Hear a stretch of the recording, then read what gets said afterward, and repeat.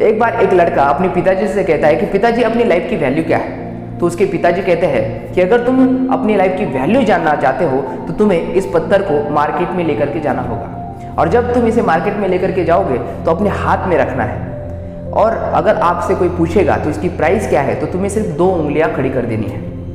तो वो लड़का उस पत्थर को मार्केट में लेकर के जाता है और उसे अपने हाथ में रखता है।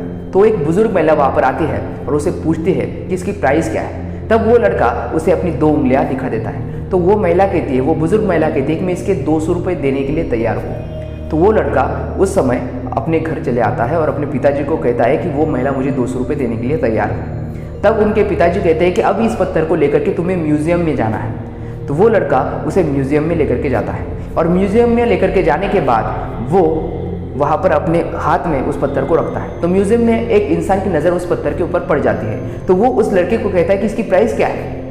तो वो कहता है इसकी प्राइस इतनी है।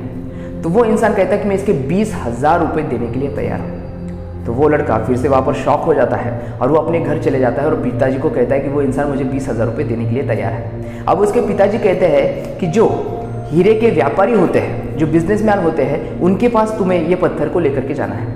तो वो क्या करता है, उनके पास इस पत्थर को लेकर के जाता है, और जाने के बाद वो जो हीरे के जो व्यापारी होते हैं, जो बिजनेसमैन होते हैं, वो उस हीरे को देखते हैं और उसे कहते हैं कि इसकी प्राइस क्या है, ये तुम्हें कहाँ से मिला है, मैं पूरी जिंदगी ढूंढ रहा था ऐसे पत्थर को, मैं इसकी जो चाहे वो प्राइस तुम्हें देने के लिए तैयार हूँ। तो वो लड़का कहता है कि इसकी प्राइस इतनी है। तो वो हीरे का जो व्यापारी था वो उसे कहता है कि इसकी मैं 2 लाख रुपए देने के लिए तैयार हूँ।